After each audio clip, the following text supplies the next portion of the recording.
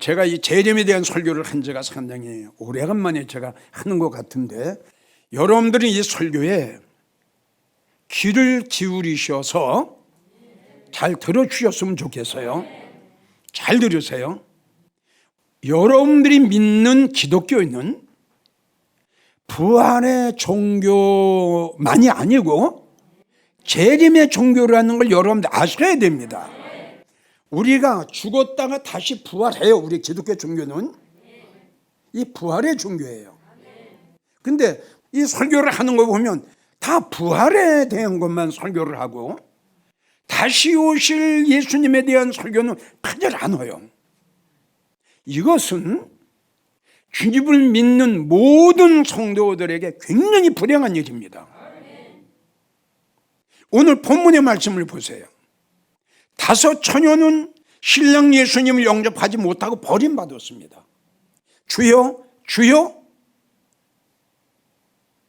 나 어느 교회 나가던 집사였습니다. 권사였습니다. 장로였습니다.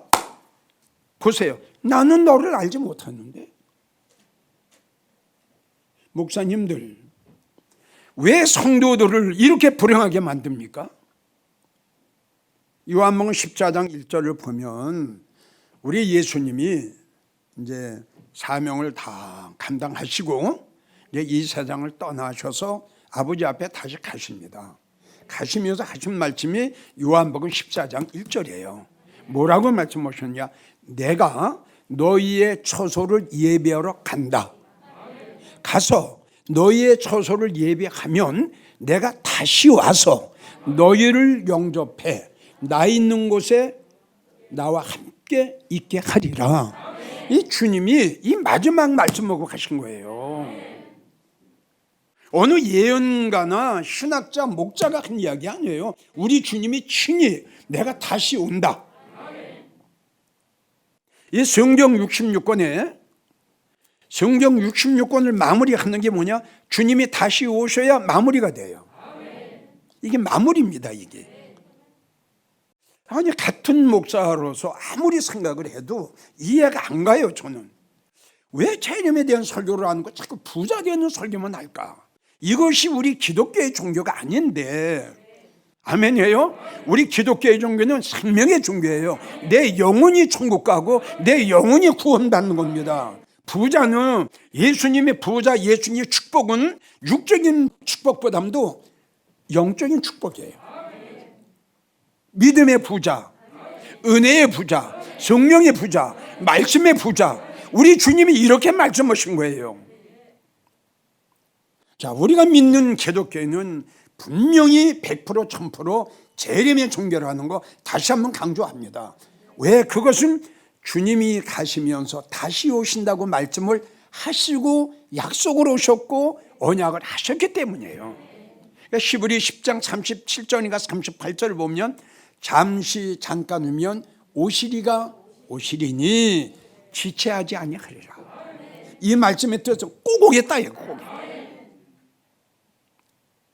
그리고 이 성경 66권의 마무리, 이게 이제 우리에게 하나님 우리에게 편지하신 거거든요. 이 편지 성경 66권의 마무리가 뭐냐 그러면 요한계시록 22장 20절 21절을 보면은 이것을 증거하시니가 가라사대 내가 진실로 속히 오리라. 그럼 우리는 어떻게 해야죠? 우리는 어떻게 해야 돼요? 자, 성도 여러분들 보세요. 여기 이렇게 나왔어요. 아멘 주 예수여 어서 오시옵소서. 이게 주님을 기다리는 겁니다. 가셨던 예수님이 다시 오실 때가 가까웠어요. 그럼 재림 예수님에 대한 설교를 해줘야지. 초림 예수님에 대한 옛날에 말국과 말구에 탄생하신 그 예수님만 소개를 하면 어떡할 거예요? 이 성경에 보세요. 잠언 15장 23절을 보면 때에 맞는 말이 얼마나 아름다운가. 아니, 봄에는 씨 뿌리는 설교를 해야 되고 봄에는, 여름에는 물 주는 설교를 해야 되고 가을에는 알곡과 쭉정이를 가는 추수 때에 대한 설교를 해줘야지. 지금 추수 때예요, 지금. 그래 마태복음 24장 45절 말씀하시기를 주님의 말씀하신 거예요. 목사에게 하신 말씀이에요. 누가 충성되고 누가 지혜 있는 종이 돼서 그 집 사람을 맡아, 성도들이에요. 성도들에게 그 시대에 그때에 맞는 설교를 해줄 목자가 누구냐? 없어요. 46절로 가게 되면 이런 시대에 그때에 맞는 설교를 하는 목자는 예수님이 오실 때에 복이 있다 그래서. 그러니까 재림에 대한 설교를 하는 목사도 예수님 오실 때 복 있는 목사가 되고, 재림에 대한 설교를 듣는 성도들도 예수님 오실 때 복 있는 성도가 되는 거죠. 그리고 전도서 10장 11절 마땅한 때에 먹는 성도들이요 너희는 복이 있다 그랬어요. 그럼 그 시대에 맞는 설교를, 그 시대에 맞는 말씀을 먹어야 성도가 복이 있는 거죠. 주님은 이렇게 말씀하신 거예요. 자, 주님이 오실 때 찾아주신 성도가 어떤 성도가? 제일 첫 번째가 주님을 기다리는 성도입니다. 다시요, 전국에서 이 설교를 듣고 계시는 성도 여러분, 주님이 언젠가는 오십니다. 주님이 오시는 것은 우리는 알 수가 없어요. 또 알려고 해서도 안 됩니다. 오시는 그 날과 그 시를 우리는 몰라요. 단 주님은 언젠가는 꼭 오십니다. 언젠지 몰라요. 오늘 저녁에 오실지, 한 달 있다 오실지, 1년 있다가 오실지, 10년 있다가 오실지 아무도 몰라요. 그러나 단 꼭 오세요. 언젠간 오세요. 그러니까 문제는 뭐냐면 주님이 오시면 나는 어떻게 될 거냐 이거예요. 주님이 오시면 나한테 어떻게 될 거냐. 오늘 본문에 맞춰 봤더니 5처녀는 버림받았어요. 똑같이 믿음 생활을 했는데, 똑같은 교회에서 믿음 생활을 했는데 신랑 예수님이 딱 오시니까 미련한 처녀, 엉터리로 믿음 생활하는 성도는 버림받아서 실패 불었어요. 자, 누가복음 12장 35절을 보면은 너희는 허리에 띠를 띠고 등불을 켜고 그리고 서 있지 말고 앉아 있지 말고 서 있어라. 너희는 마치 주인이 혼인집에도 돌아와 문을 두드리면 곧 열어주려고 기다리는 사람과 같이 하라. 여러분, 주님은 이렇게까지 말씀하셨어요. 앉아 있는 것도 아니에요. 서 있는 것도 아니에요. 어떻게 문고리를 잡고 있어야 돼요. 주인이 와서 노크를 딱 하면 할렐루야, 문을 딱 열어주려고 하는 사람과 같이 하라. 근데 지금 누가 주님을 기다립니까? 난 여러분들에게 분명히 말씀드리고 싶은 것은 주님이 만약에 오늘 저녁에 오신다면 제일 먼저 어느 성도를 찾아가실까? 이걸 생각을 했어요. 그리고 주님이 오신다면 어느 교회를 먼저 찾아가실까? 아니, 우리 한번 상식적으로 생각해 봅시다. 주님 만약에 이제 오늘 저녁에 오신다면 아니 어디로 가시겠어요? 아니 안 기다리는데 왜 가십니까 주님이? 그러니까 바로 이거예요. 주님이 오시면 주님을 기다리는 교회, 기다리는 목사, 기다리는 성도에게 갈 거예요. 당연하지 않아요? 네. 주님이 안 오시면, 우리 시대 안 오시면 그냥 이렇게 믿다가 우리 천국 가면 돼요. 근데 만약에 그날과 그 시는 아무도 몰라요. 언제 오실 줄 몰라요. 그렇기 때문에 기다리고 있어라 말씀하신 거란 말이에요. 그리고 오늘 저녁에 주님이 오시면 주님이 어느 교회 가시냐 이겁니다. 어느 목사한테 가시겠어요? 어느 성도한테 갑니까? 주님을 기다리는 교회 가실 거 당연한 일이 아니에요. 그래서 잠언 20장 22절을 보면 여호와를 기다리라. 그가 너를 구원하시리라. 할렐루야. 여호와를 기다리라. 다시 오실 주님을 기다려라. 그 다시 오실 주님이 너를 영접하리라. 이사야 25장 9절, 우리가 주님을 기다렸으니 그가 우리를 구원하시리라. 이 약속이에요. 이사야 8장 17절, 나는 여호와를 기다리며 그를 바라보리라. 여러분, 이렇게 인생의 마무리를 치세요. 이렇게 주님을 기다리면서. 자, 바울 사도가 한 이야기를 내가 소개를 할게요. 빌립보 교회에게 한 이야기입니다. 빌립보 3장 20절을 보면, 오직 우리의 시민권은 여기가 아니라 하늘에 있다. 거기로서 구원하는 자, 주 예수 그리스도를 기다리노니, 아멘. 주 예수 그리스도를 기다리노니 그가 만물을 복종케 하실 수 있는 자의 역사로 우리의 천하고 낮은 몸을 자기의 영광의 몸의 형체와 같이 병케 하시리라. 아멘.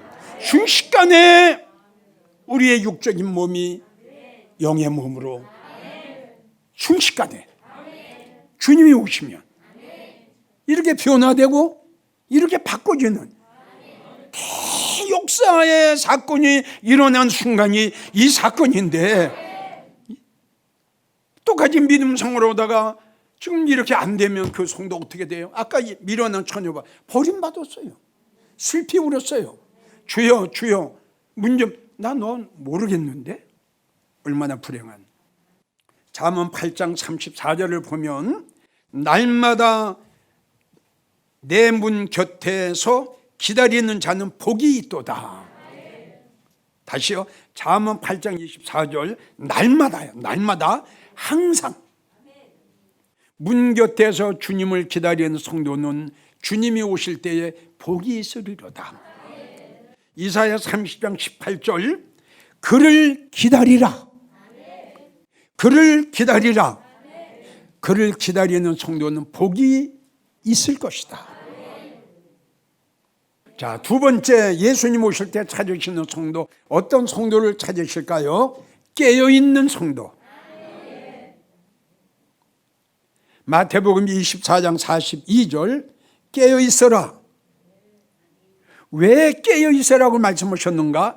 어느 날에 너희 주가 임할는지 모르기 때문에. 어느 날에 너희 주가 임할는지, 어느 날에 가셨던 주님이 다시 오실는지 모르기 때문에 너는 잠자지 말고 깨어있어라. 그러니까 잠도 두 가지예요. 육적인 잠이 있고 믿음의 잠이 있어요. 쉽게 말하면 믿음의 잠이에요. 믿음의 잠이 든 사람은 감각이 없어요. 어떻게 코를 골고 잠든 사람이 새벽, 낮, 저녁 분별해야 못해요. 그래서 영적으로 믿음이 잠든 목사나 성도들은 우리가 살고 있는 시대가, 우리가 살고 있는 때가 어느 때인가를 전혀 모릅니다. 그러나 분명히 마태복음 23장 17절부터 보면은 우리가 살고 있는 때가 노아의 때와 같으다.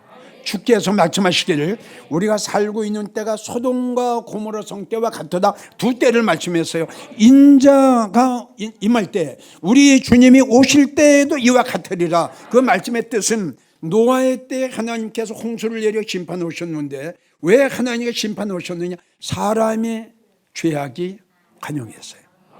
그러니까 노아의 때 하나님의 심판이 왜냐하면 사람의 죄악이 차고 넘쳤기 때문에 우리 하나님께서 홍수를 내려 40일 동안 심판을 하셨죠. 거기서 살아남은 식구가 노아의 8식구. 그들이야말로 하나님께서 하신 말씀을 붙잡고 그날을 기다리며 살아왔던 거예요. 그 다음에 소돔과 고모라 성 음란했어요. 하나님의 유황불을 내려 그냥 멸망시키셨잖아요. 이런 징조들이 일어나고 있는데 어떻게 주의 종들이, 그리고 믿음 장을 오래 한 장로님들이 어떻게 시대를 분별을 할 줄 모르는지 나는 내 입장에서는 참 안타깝고 참 이해가 안 가요. 디모데후서 3장부터 마지막 때 일어날 징조를 말씀했어요. 예? 그게 징조예요. 말세에 너희가 이것을 알지니 이렇게 말씀했어요. 자기를 사랑하고 자기 위주예요. 돈을 사랑하고 돈 때문에 많이 사람 죽여요. 돈 때문에 악하고 분을 풀지 않고 부모를 거역하고 진리를 거역하고, 이게 마지막 때 일어날 말세 징조를 우리 주님이 말씀하신 거예요. 그러니까 믿음으로 죽은 성도들, 영적으로 죽은 성도들, 잠든 성도들은 때를 몰라요. 감각이 없어요. 아주 이건 무서운 거예요. 시대 분별을 못해요. 본인이 믿음이 떨어졌어요. 몰라요. 아주 믿음이 바닥이 났어요. 전혀 마음에 뜨거움이 없어요. 성령 소멸됐어요. 받은 은혜 다 쏟아버렸어요. 근데도 모르는 거예요. 마음에 뜨거움이 없어요. 마음에 감동이 없어요. 마음에 감화가 없어요. 마음에 깨닫는 게 없어요. 하나님의 설교를 들을 때 마음이 뭉클뭉클해 이럴 텐데 이 뜨거움이 없어요. 깨달음이 없어요. 믿음이 잠이 들었어요. 그래서 성경은 영적인 잠든 자는 사망의 잠이다 이렇게 나와요. 무서워요. 불행하게도 우리 한국 교회가 지금 이렇게 돼 있어요. 너무 잠들었어요. 그리고 믿음이 잠든 성도는 예수님과의 관계가 끊어졌어요. 주님과의 관계가 끊어졌어요. 기도해도 응답이 없어요. 근데도 몰라요. 보세요. 얼마나 불행한 건가. 에베소 5장 14절 잠자는 자여 죽은 자 가운데서 깨어 일어나라. 잠든 자를 죽은 자를 말씀하신 거예요. 요한계시록 16장 15절 내가 도적같이 오르니, 주님이 어떻게 오세요? 도적같이 오세요. 내가 도적같이 오리니, 보세요. 또 오신다고 그랬잖아. 내가 도적같이 오리니 누구든지 깨어 자기 옷을 직접 벌거벗고 다니지 아니하며 부끄러움을 당하지 않은 성도는 복 있다. 항상 깨어 있어라. 깨어 있으면 주님이 오실 때 그 성도는 부끄러움을 당하지 아니할 것이다. 자, 세 번째, 예수님이 오실 때 어떤 성도를 찾으실까? 예비하고 있는 성도. 예비는 준비예요. 준비하고 있는 성도. 마태복음 24장 44절 이러므로 너희도 예비하고 있으라 생각지 않은 때, 또 이렇게 말씀하셨어요. 언제 오실지 몰라요. 그렇기 때문에 우리는 예비하고 있어야 돼요. 언제 오셔서 문을 두드릴 줄 모르기 때문에 항상 우리는 깨어 있어야 되고 예배하고 있어야 된다 이겁니다. 두드리면 할렐루야 주님 오셨군요. 그냥 맨발로 튀어나가 주님을 영접할 수 있는, 그러니까 만반의 준비가 갖춰져야 된다 이겁니다. 요한계시록 21장 2절 그 예비한 것이 신부가 남편으로 단정한 것 같더라. 아름답게 우리의 마음속에 시기, 질투, 미움, 교만, 자만, 오만, 원망, 불평, 부정적인 것, 이걸 다 뽑아내는 게 준비하는 거예요. 이 세상에 사랑하는 걸 바꿔서 예수님 사랑하는 것. 그러니까 예수님께서 보셨을 때에 참 아름답게 잘 준비했구나. 주님 앞에 인정받을 수 있도록 우리는 아름다운 신부단장을 해야 된다는 결론이죠. 그래서 우리는 제일 첫째 어떤 성도가 되어야 되느냐? 믿음의 성도가 되어야 돼요. 물론 우리의 마음속에 이 더러운 악, 시기, 질투, 미움, 교만 이런 거 다 뽑아야 됩니다. 아멘이에요? 네. 그래서 그것도 중요하지만 요한계시록 2장 13절 믿음의 정결을 지키는 성도가 돼야 돼요. 죽임을 당할 때에도 나를 믿는 믿음을 저버리지 않았다. 아멘. 다니엘 총리를 버려요. 총리까지 버려요. 왜요? 믿음을 지키기 위해서. 그리고 사자구를 택합니다. 성도 여러분, 믿음이 이렇게 중요하답니다. 생명보다, 물질보다, 땅덩어리보다, 명예 권세보다, 이 세상 어떤 것보다 가장 소중하고 귀한 것이 성도에게는 믿음입니다. 믿음 저버리면 죽는 거예요. 그래서 고린도후서 13장 5절 주님 우리에게 말씀하시고, 야, 네가 교회 나가는 장로냐? 네가 권사냐? 너 믿음 있냐? 너를 한번 시험해봐. 너를 한번 확정해봐. 과연 네가 믿음이 있냐?